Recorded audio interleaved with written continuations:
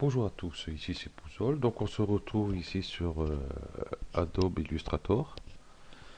Donc sur le tuto précédent, nous avons vu pour appliquer et dégrader, puis modifier, puis aller chercher un dégradé ici dans la bibliothèque qui est par défaut sur Illustrator. Hein, ici, dégradé, puis vous avez tout ici. Ok.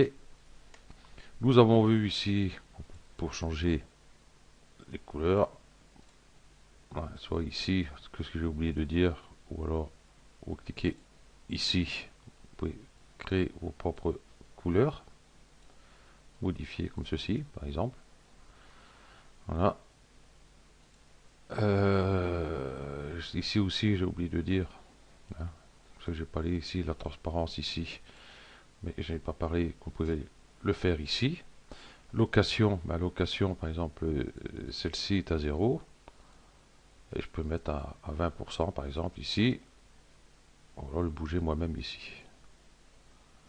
Voilà.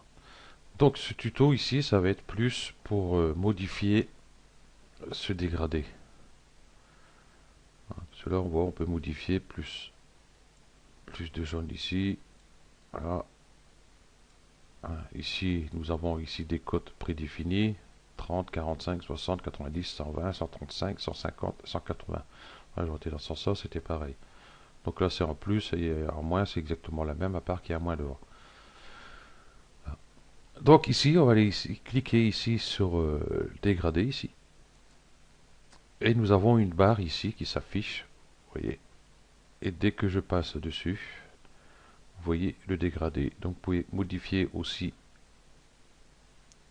vos dégradés ici. Il faut faire un double clic ici pour justement modifier. Par exemple, j'ai essayé comme ça pour l'instant. Voilà. Ici, cette poignée noire, ici, là, vous pouvez la prendre puis la déplacer. Voilà, comme ceci, ou ici. Voilà. Donc je vais la remettre ici, comme elle était par défaut. Les poignées ici, vous pouvez les déplacer. Vos petits points ici, de même, sans souci. Voilà. Et vous pouvez agrandir justement cette barre en cliquant ici sur le petit carré noir qui est en bas ici. Et vous pouvez allonger votre dégradé. Et vous pouvez, si j'arrive, vous voyez, mon curseur change quand je vais en dessous, sans aller directement sur le point, juste en dessous.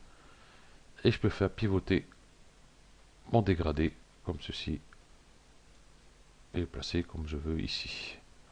Et on peut aussi ajouter ici des points. Voilà, pour mettre des dégradés par exemple. Ok. Donc, qu'est-ce que ça veut dire encore dessus? Eh ben, pas grand chose. Bon, ici pour le tronc, c'est pareil. Vous avez exactement la même chose. À part que là, pour pivoter, il est en haut ici.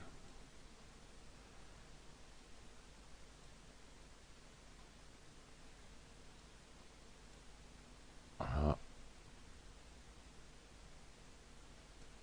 Faire venir mon dégradé comme ceci, par exemple. Voilà.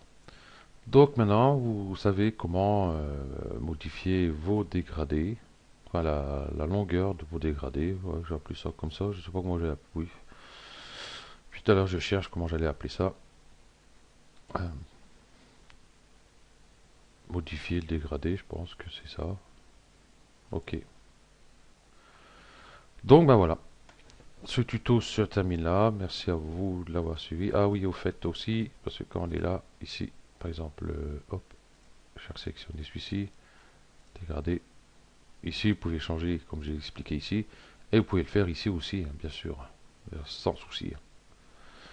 Voilà, vous pouvez même changer ici en radial aussi, par exemple. Radial, je n'ai pas essayé. En tout cas, en radial, par exemple.